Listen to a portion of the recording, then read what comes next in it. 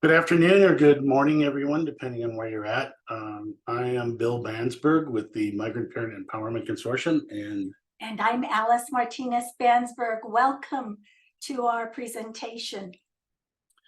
today we're going to talk about the Migrant Parent Empowerment Consortium is a consortium of 9 states, and in the new round will be 8 states. And we have been one of the consortiums. This consortium has actually been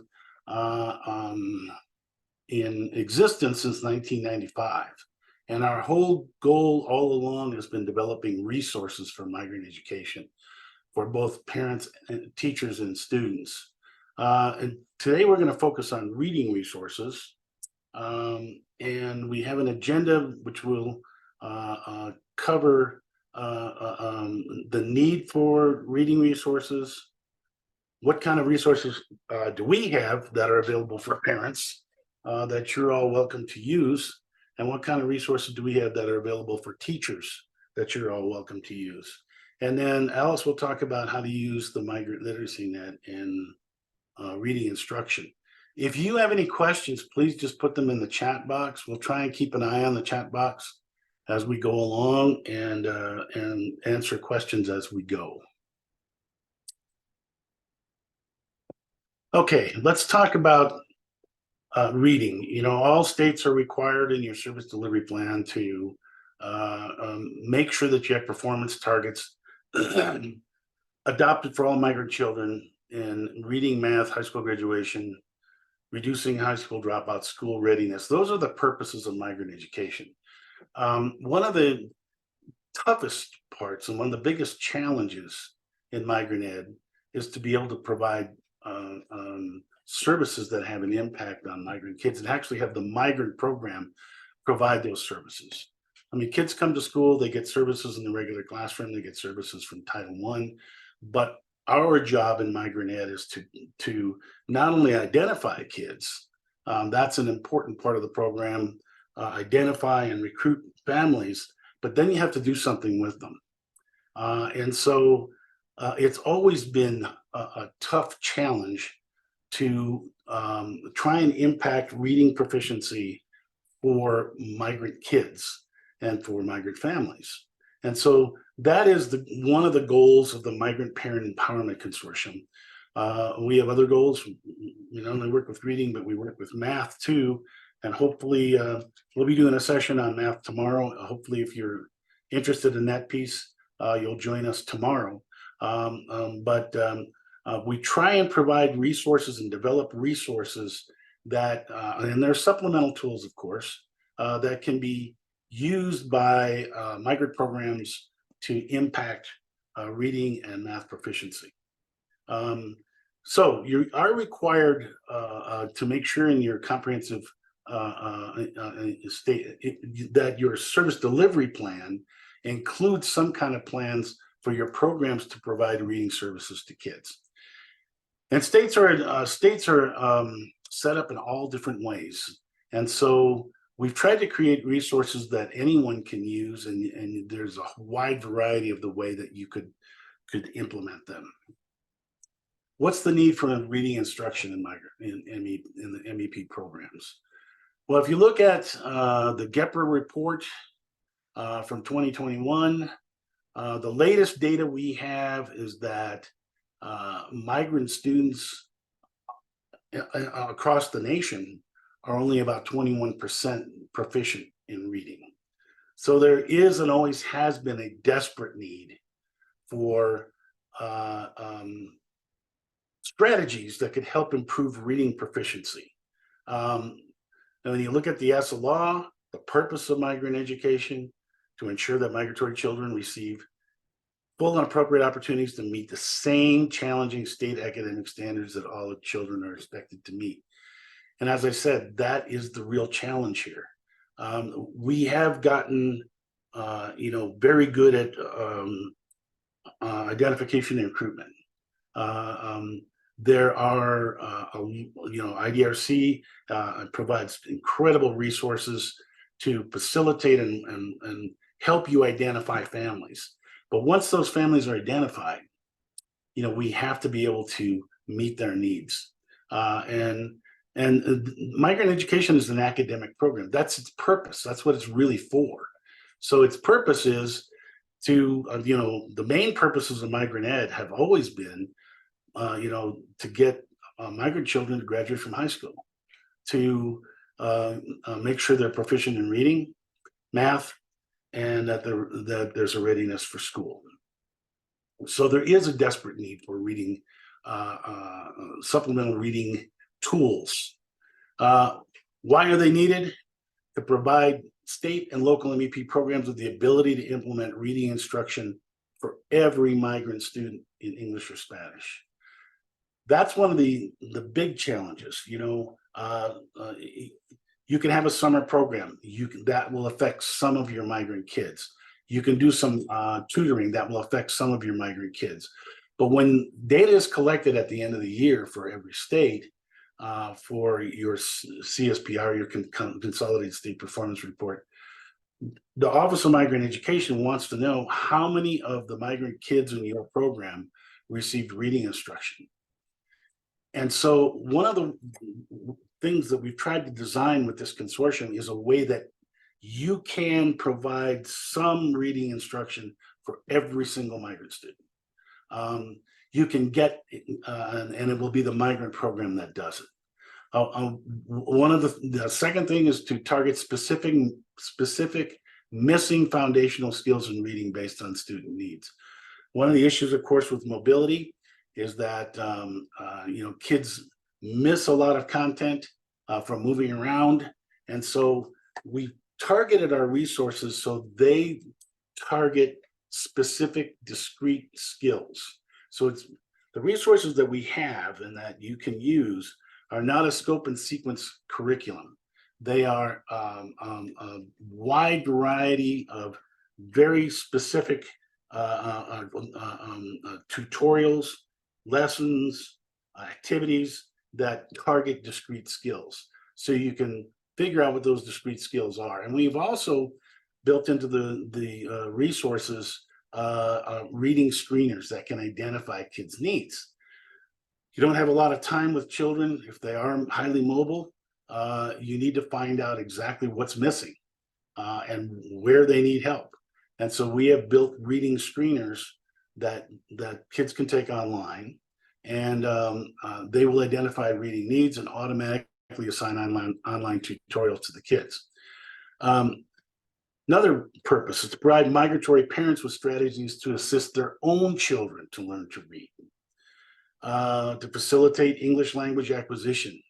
One of the major issues in migrant ed, of course, is that large numbers of migrant students, English is a second language. And so to facilitate language acquisition, that certainly can be a barrier to learning to read in English and do math in English. Supplement reading instruction in the classroom. And one of the things that we always want to emphasize is that these are supplemental tools. They are not set to replace anything that happens in the classroom. They're set up to support what happens in the classroom. To facilitate migrant family literacy, which is another major goal of this consortium, and to facilitate parent involvement in the school. Those are all things that reading resources can help with, and that we've tried to set up resources that you can use to do all those things. All of the resources we have, or most of the resources we have a lot of different kind of trainings we do in addition, but we created the Migrant Literacy NET. The Migrant Literacy NET is kind of a one-stop shopping place for all of the resources that this consortium has created. And you can find that at www.migrantliteracynet.com. You can create your own username and password, to access the system. And the system has 3 major portals on it. There's the student portal for students to go on and take screeners and tutorials. There's the teacher portal, which is a lot of resources for teachers. And then there's the parent portal, which has a lot of resources for parents. The consortium has 4 major targets. Migratory parents and families is number 1. Teachers of migratory students is a second priority. Students themselves, and as well as administrators of migrant programs. Today, we're going to focus on the first 2. Resources in reading for migrant parents and families. And then the second population we'll focus on are teachers of migrant students. So those are the 2 that we'll focus on today. As I was saying, with the Migrant Literacy Net, you go on and create your own username and password. And you can do it as a parent or you can do it as a teacher. When you do that, you section off a piece of the Migrant Literacy Net that is just yours. Nobody else can see that. Nobody else has access to it. The MLN is highly secure. And so if you, as a teacher, were to assign tutorials or screeners to students, whatever results there are would come back to your login only. And it's the same thing with a parent. If a parent is to go online and work with their own children or set up things that can help their own kids, the parent can go online and see that. And so we'll explain those in more detail here in a minute. Oops. Okay, all of the reading resources are research-based. They're all developed by teachers, master teachers, who have all worked with migrant children and are all bilingual, every single one of them, like I said, they're all veteran teachers. The reading material is all based on and set up on research and recommendations of the National Reading Panel, as well as WIDA, which focuses on English language acquisition. So, and all of the resources are mapped to the Common Core standards. So if you want to use the system, and someone asks you, well, what is this research-based? Yes, it is research-based. All of the materials and all the resources are field tested, by the way, in member states. And in addition to being based on the research, they are all field tested and all reviewed and all revised based on the results of those field tests. And so you've got some very solid material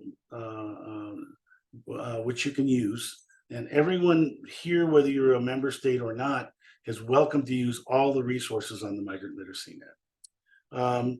Also, if you're asked about how they relate to the WIDA standards or the Common Core standards, all of these resources are mapped to both WIDA standards and Common Core standards. So you can show how they fit in the big puzzle of education, of trying to deliver services. So let's go ahead and talk about reading resources for parents too. Parents and families first.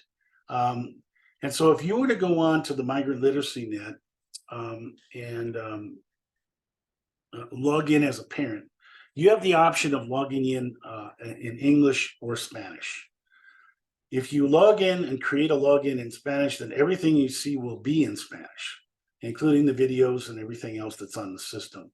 If you log in English, everything you see will be in English. For the purposes of this presentation, I'm just going to show the English side of it so you can see, but it's all the same resources in Spanish as it is in English. So one of the first things that you can do as a parent when you log on is learn to use the Migrant Literacy Net. And there's a video presentation that shows parents how to use the system. Now, what we have learned over time is that the best way to introduce parents to the resources is doing something like a family literacy night or some kind of an introduction where MEP staff guides them and shows them it's there and exactly what it can do. And as long as the migrant staff is there to provide support, parents will use the system. So that would be my advice, is the way to approach it. And if anyone has further questions following this, we have whole training pieces that we can do with anyone who asks. But one of the first things you can do is, as a parent, is learn to use the Migrant Literacy NET. That there's a whole a training piece there, and it's also in Spanish. If you were to log in Spanish, you'd see the same thing in Spanish, and you'd be able to hear the same presentation in Spanish. The second piece that a parent can do is help their own children with reading and math. Once again, this works best when it's done in concert with MEP staff. But the way this works is that for any child that the parent is interested in getting additional help for or to support the school, they're simply asked a couple of questions regarding where is this child as a reader? Are they a beginning reader? Are they an intermediate reader? What kind of help do they need in terms of reading? Depending on how the parent answers the question, the questions, screeners will automatically be assigned to their children. And the screeners will be assigned in both English and Spanish. And so you can make a decision whether or not the child should take the screener in English or Spanish. And they're assigned based on broken down across the 5 dimensions of reading: phonemic awareness, phonics, vocabulary, fluency, and comprehension. None of the screeners, the longest screener that we have is a reading screener in Spanish and comprehension, and that lasts average 14 minutes. So the reason they're broken down, we don't just have one big reading screener, is to keep kids' attention and to make sure that they can get through these screeners. And what the screener does is will identify the kid's needs, very specific needs in terms of phonemic awareness or phonics. If you're dealing with beginning readers, phonemic awareness, phonics would be the place to start. And then once those needs are identified, they're listed back they're listed on what we're calling the success plan, because there's a success plan for each child that parents can look at. And in addition to that, the system will automatically assign them tutorials, and they can be assigned in English or Spanish, depending on which screener they've taken, English or Spanish. So what it will do is identify the needs and then automatically assign these online tutorials to kids. Kids can go online to take the tutorials, and all of the tutorials start with a pretest. And that pretest score is recorded back on the child's success plan. Then there's the instruction, and then there's a post-test to show if they made progress towards learning that particular skill. What was I going to say? I lost my train of thought. I was rolling there. All of the screeners will identify what kids' needs, and then they'll assign these tutorials. The tutorials will provide these instruction in trying to pick up supplemental instruction, that is, and helping kids to pick up those missing foundational skills. The scores are all recorded back on the success plan, and you can see this is what it actually looks like. This is all taken from the parent portal, and you can see examples right here. You know, a child took a screener probably in phonemic awareness and phonics, and the system automatically assigned all these tutorials to the kids.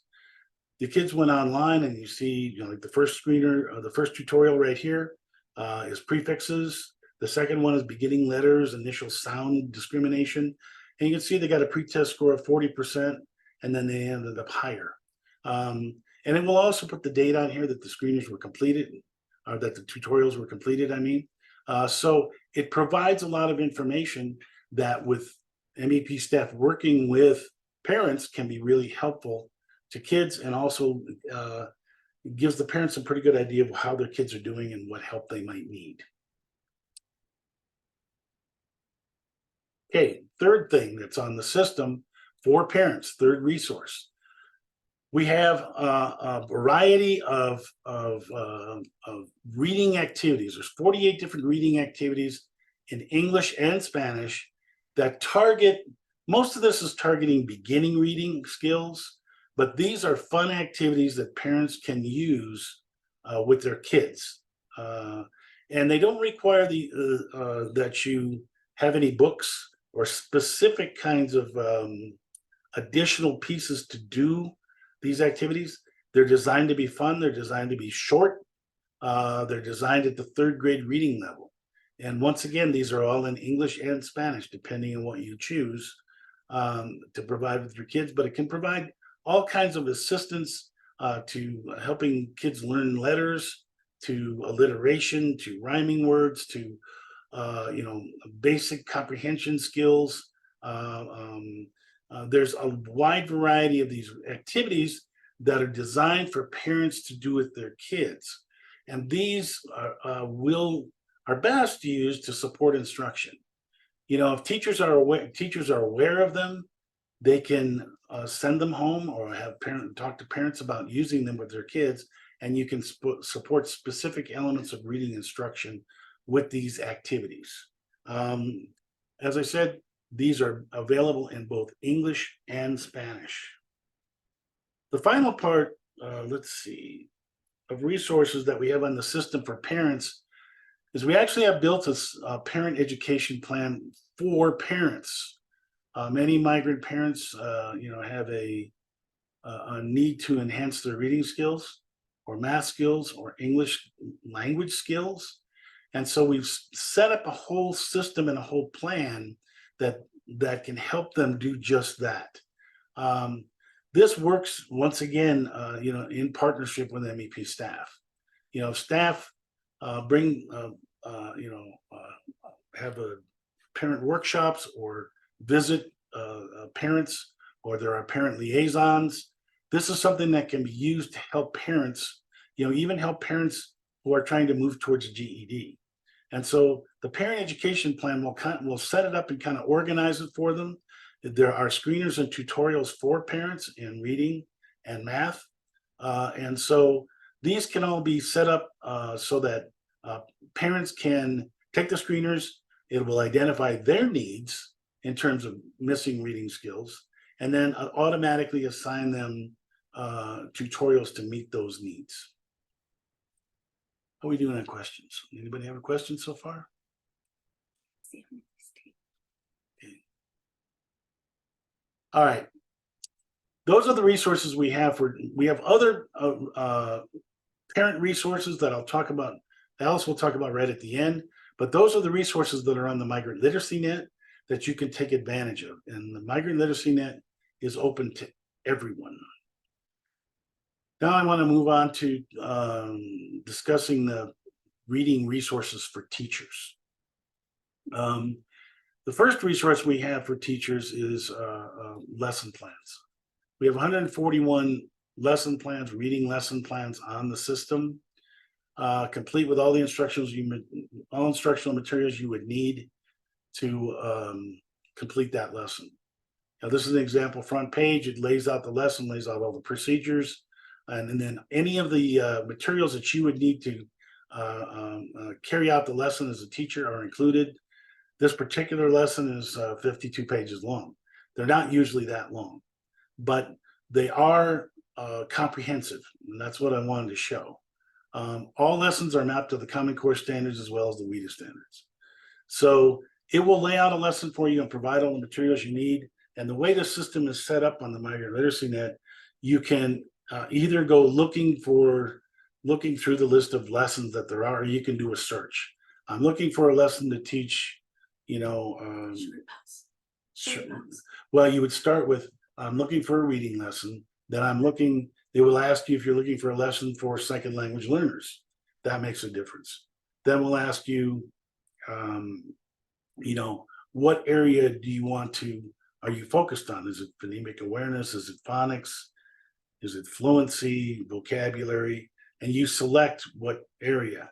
Then under that area, we give you a whole list of different kinds of things like, what did you say, Alice? Short vowels. Short vowels. You could simply type in, short vowels, and it will pull up lessons related to that. So that way you can find these things quickly, and then they get printed out as a PDF. So all of those are on the system and available for teachers to use. All of these have also been field tested. So you've got, and all the glitches and bugs have been worked out of them. Let's see. The second thing that teachers have is to be able to assign reading screeners to children. The reading screeners, as I said before, we have reading screeners in the 5 different dimensions. Phonemic awareness, phonics, vocabulary fluency, and comprehension. And you can decide to assign those screeners in English or Spanish, depending on what's best for the child, and you have to be the judge of that.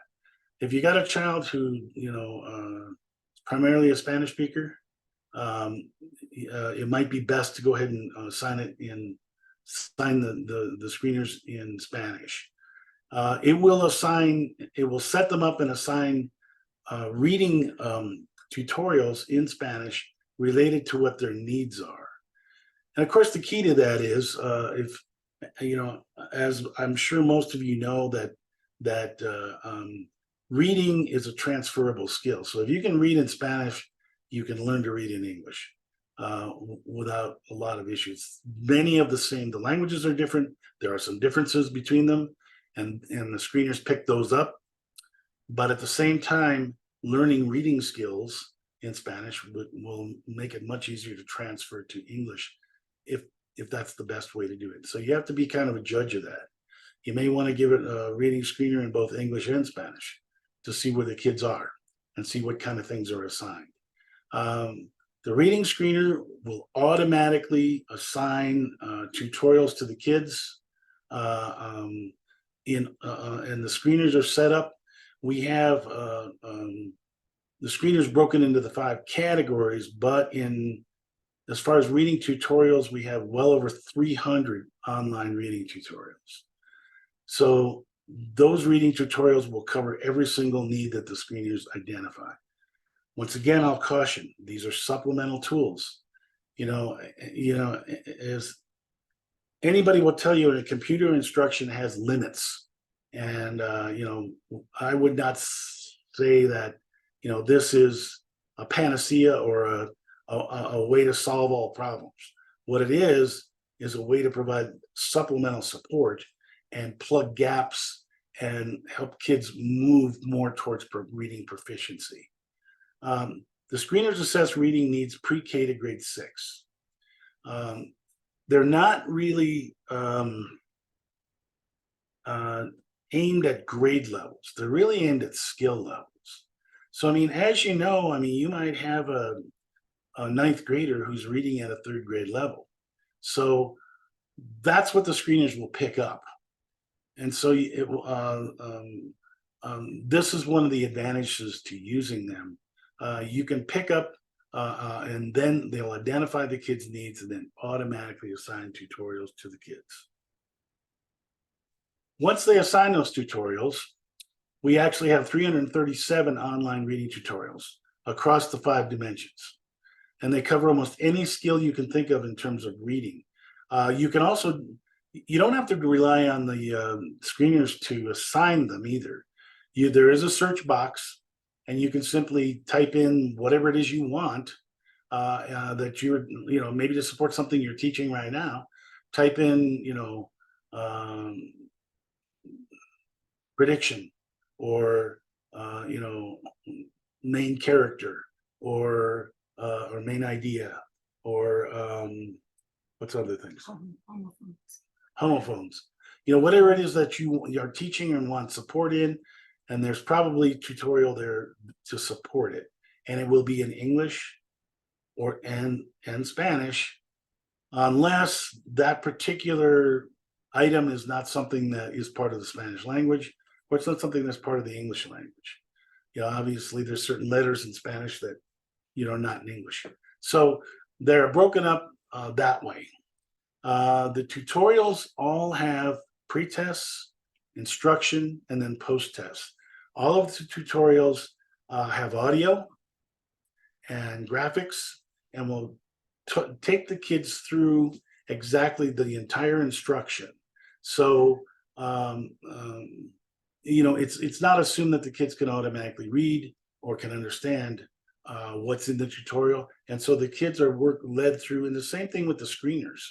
The screeners have audio and will take the kids all through the entire screener in English or Spanish, and they can follow through and page to page, and it tells them exactly what to do.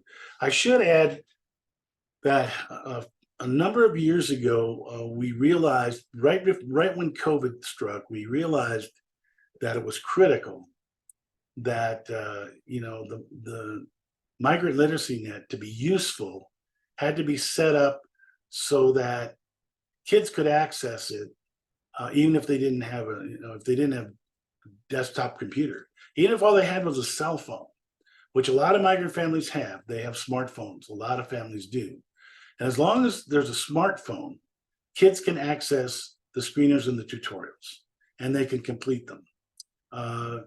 They're set up to be done on landscape, so you hold your phone on the side, but all of the system was redesigned so that if you access it in that way, the screens will readjust so that the screeners and tutorials are visible to the kids, and they can use them and go ahead and get through them that way.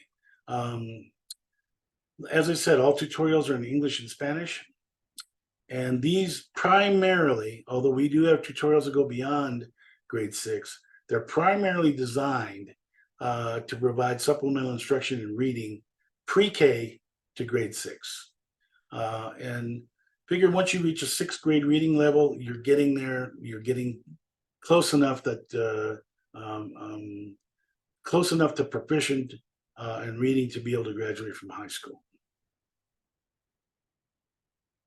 All right, so those are all the tutorials in terms of reading. In addition to that, we have online success plans for teachers to use, this is how you would set the kids up and assign them these tutorials and screeners. You can create a success plan for every child.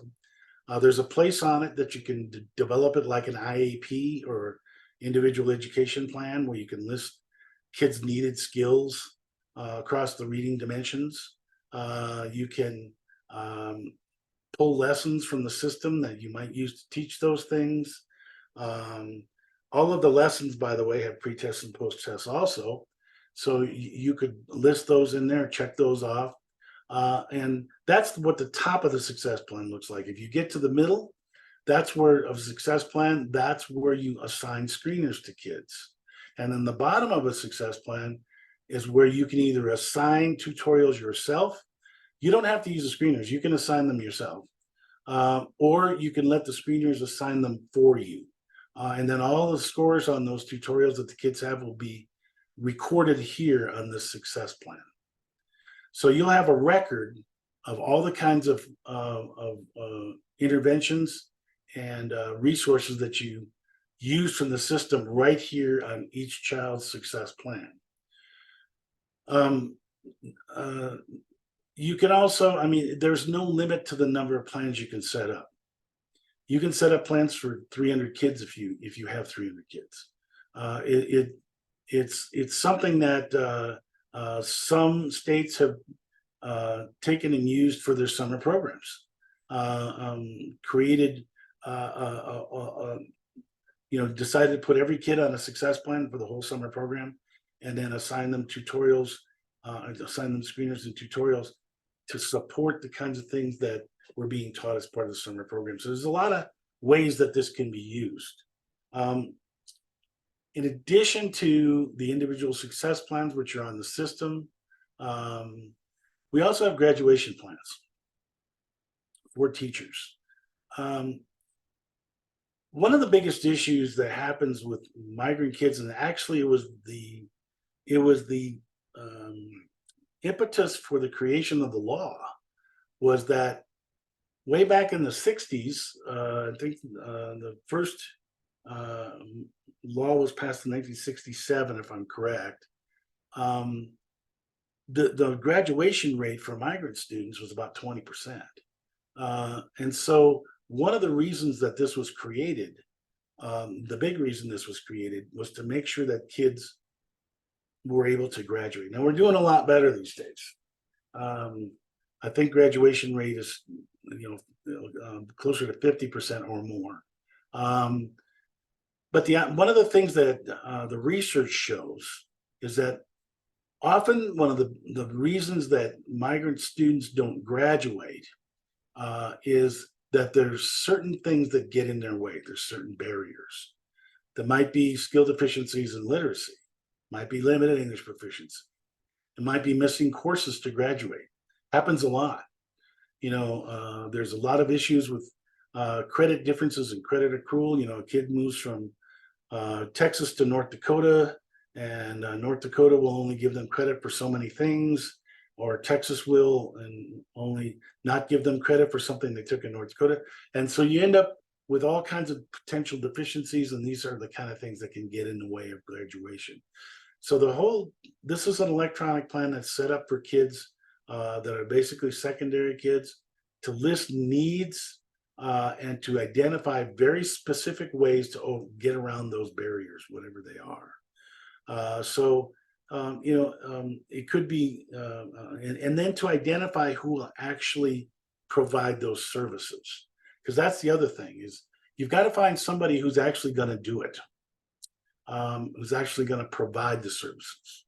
Otherwise, it's like, well, you can have the best plan in the world, but if there's nobody there to implement it, it's not going to have an impact on the kids. So these are the reading resources that we have on the system available to both parents, families, and teachers. We have training programs all set up to go in depth on all of these. So if anyone's interested, at the end of this PowerPoint, we will have our contact information. And so feel free to contact us, whether you're a member state in the Impact Consortium or not. That's never an issue. We'll be glad to help in any way we can. And as I said, the resources are available to anyone who wants to use them. This was a neat quote from Walt Disney that when I was putting this PowerPoint together was actually already in the PowerPoint. And I thought, well, that's cool, that fits. So I said, the way to get started is to quit talking and begin doing. And so I'm going to talk about, I'm going to switch over to Alice and let her talk about the ways that you can reuse these resources in your migrant program and in instruction. Hello, and first of all, welcome. We thank you for your participation with us today. Let me just begin by I wanted to just address the fact and remind you all that all of the lesson plans and the tutorials that are on the Migrant Literacy NET were developed by highly qualified bilingual specialists. Many of these teachers are active teachers in the classroom today. Several of them serve in the capacity of either a Title I support specialist, a reading recovery specialist, or special ed, bilingual special ed. And I was just kind of monitoring the comments as they were being posted. While we understand that our community of learners will reflect a great, diverse, and broad language groups, our teams had only the expertise in Spanish and English. But having said that, because they are all bilingual teachers, a huge focus for them in all reading instruction is addressing the needs of a second language learner, regardless of what their home or native language is. So all of the lessons and the tutorials contain that special focus in terms of understanding who the community of learners are. Can I just jump in just for a second? If you look at the statistics, the majority of migrant students in the nation are Spanish speakers. That's the majority. And so we we went with both English and Spanish as the primary two languages to focus on. We realize that there are many other languages. We don't like to, but here's an important point. We realized that in order to develop any of these materials, they actually had to be developed in that language. You know, there is a place for translators, and there are a lot of them online, you know, artificial intelligence translators. But if you've ever reviewed anything translated by AI or any of the translators, it's stilted. It's okay if you're trying to ask people where a restaurant is, or to get a basic point across, but to actually do instruction, those materials actually have to be developed in that language by people who speak that language and are trained in providing reading instruction in that language. And so that's why we had to limit ourselves to just English and Spanish. I mean, we wish we could do more, but that's where our limits were. So the first one was to create success plans and assign reading screeners online to every migrant student. The students will automatically be assigned reading tutorials, as Bill had discussed earlier, to meet their individual and specific needs.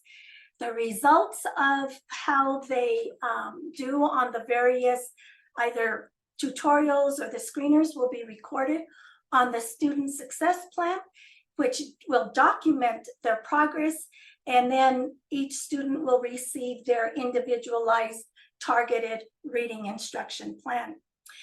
As a former classroom teacher, I spent 32 years as a bilingual special ed educator, having to look at and match my classroom instruction with what was identified as a IEP goal. You can use the individual success plan in a very similar fashion. And because our learners are mobile, when I would receive, and I'm also a former summer migrant teacher as well. As we get our students that are migratory, it's a given. We may have these students for 8 weeks. We may have them for 12 weeks. We may have them for 5 weeks. You want to maximize your time with that student. And depending on how long we have them, we all know not a minute, we can't lose a single second of student contact time with them. So if the students have created a success plan, they can actually take that information with them, and it can be shared with the receiving school. And that classroom teacher literally can just hit the ground running the minute that student shows up in their classroom, because he or she will have all of the information they need. At least it will give them a place to start. And as Bill said, all of the resources, all of the tutorials, it is not scope and sequence. It is targeted instruction to meet the very discrete need that of a reading skill, literacy skill, that individual child might be missing. So it really is a very powerful tool to help fill in those missing gaps for that's so necessary for them to succeed academically. You can use the screener data to identify student needs. You can use these materials and hold family literacy nights, which we did all the time. You can actually use these and as the core of your evening activities with parents and the students. Over the years, we've received a lot of positive feedback from the parents, so much so that the parents say, I'm learning to read right along with my students. We also have, for those that are interested, a family literacy event, kind of a canned program. So if you are interested in that, we'll be glad to share that with you. It's something you can use to just kind of set up your own family literacy nights. And then actually, Bill could speak a little bit more to the next bullet, that you can use the pre-test and post-test data on the tutorials to demonstrate the impact in your evaluation. Right. We kind of, both using screener data that can identify needs. Every state has to do a comprehensive needs assessment, and all local MEP programs are involved in that. One way to identify specific needs of kids is to look at the screener data in mass of all the kids in your program. It's the same thing for evaluation. It's hard to show increases in proficiency in reading if what you're only thing you're using is the state assessment. The way it's set up is the way it's reported is for GEPRA, the Government Performance and Result Act. And the way its evaluations work is that you're looking at whatever kind of score a child gets on the state assessment in reading, but you're looking at the rubric data. The rubric data is basically a 1 is below basic, a 2 is basic, a 3 is proficient, and a 4 is advanced. Now, states use different terminology. Some states even have a 5-point breakdown, but what they want you to use is the rubric. And so what you're trying to show is from one year to the next, or from one period to the next, did this child grow? Did the migrant program have an impact on this child? That's hard to do when you've got such only a 4-point range. I mean, you can have a child that starts out, I mean, you know, if you're a teacher, you know that you can have a child that starts out the year and they are partially proficient in reading in terms of how they are at grade level. And you can work with them and they can make all kinds of progress and they can get inch closer and closer and closer to proficiency, but they don't quite make it. They've made a lot of progress, but it doesn't show, because if they took the state test, they'd still be listed as partially proficient. By using the scores, test scores, the pre and post test scores on the tutorials, which are discrete skills, you can usually often easily show progress on those discrete skills. And so that's really important when you're doing an evaluation, to be able to look at that data and say, yeah, we're making all kinds of progress. We may not have gotten most of our kids. You know, that's one of the reasons I think, I mean, if you're asking my opinion, if anybody does, when you look at when we started with the needs data on this session, only 21% of migrant kids are proficient in reading. But if you use and I do evaluations for a lot of states for migrant education, and I can tell you, if you look at the gains that kids make on these tutorials, you can show progress for a lot of kids. They might not have reached proficiency, but you can in total, but you can show a lot of progress towards meeting proficiency and all of these discrete skills. And so that's why you can use this data to demonstrate impact for your program.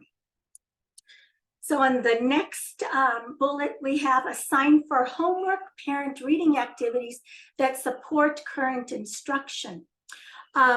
If this information is shared, if the state and local MEP staff share these resources with the classroom teachers, they can mirror or complement the homework or the skills that are being taught in the child's regular quote unquote classroom with these other supplemental materials.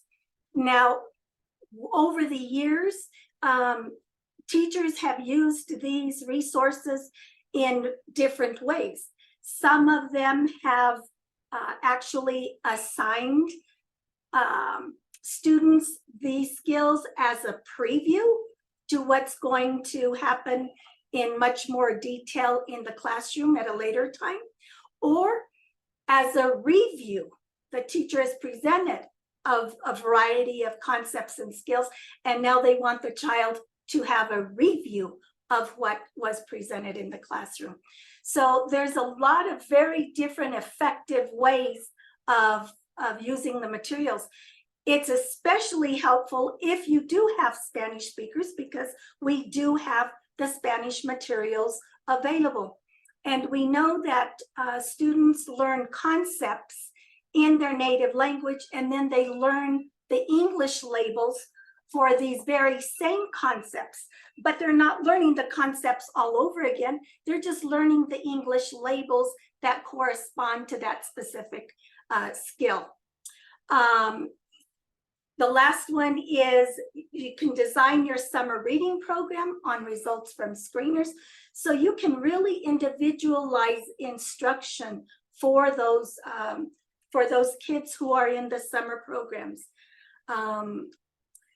The other way that these materials can be shared is sharing the resources with the classroom special ed staff. Any of the before and after school tutors that will be working with these students. In some areas, some of our teachers have shared these resources with community support folks, such as like the Boy Scouts, rec centers that provide additional homework help in their communities, and even some church organizations that offer tutoring services for the folks in their areas. So I think, well, I know that these resources are of tremendous value and tremendous help. One final comment before I forget, any of the lesson plans, they have everything they need. If the kids need to make reference to a story, the story is there. If the students need to refer to a set of cards, the cards are there. So the teachers really understood that family resources and access to materials or manipulatives might be a challenge. And so anything that the child would need, or the parent or the adult would need to present the lesson, is included in the lesson plans. So, and there's also in every lesson plan and in each of the tutorials, there's a notation there, just a comment, ELL considerations, ELL recommendations. So just food for thought if you are working with a new English language learner. There are some of the family activities, the parent activities, reading activities. Well, more in terms of the math activities, but there are a few of the reading activities that might require some manipulatives, but they're the kind of things that anyone would have around, common household items, or very even common household items you would find outside. and that's very few. Mm-hmm. But oh, we're running out of time. So let me let's go ahead and stop here and see if there's any questions.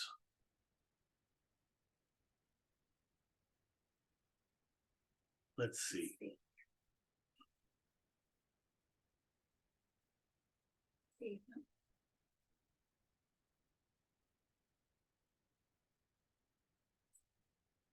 Plenty new messages.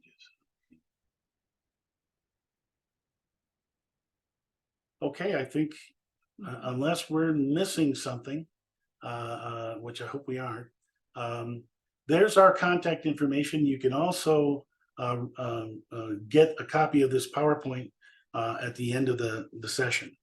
The one question that we have here, where can we go to ask about any errors we may see in a tutorial? Contact us. Yeah, one of our beliefs is we reserve the right to get smarter and do things better. So we welcome any suggestions or observations, and we will make whatever necessary changes are necessary. Yes, please contact us. Let us know. I mean, we have with the math tutorials also, there's 413 online tutorials. So yes, people find glitches, and when you find them, let us know. and they will be repaired. That Yeah. I can guarantee you. And sometimes even if a graphic is not clear, we certainly can replace the graphic with one that's more appropriate. Right. Just let us know. Any other questions? I think we got a minute left. No, we I was just gonna say, I just posted the link for where the recordings will be at. We've already put the ones from this morning, and we'll put yours up here in just a little bit, so you guys can access that right there. Thank you all. Thank you. Have a wonderful afternoon and enjoy the rest of the sessions, which Yes. there's a lot of great information, so please access those. Thank you. Have a great day.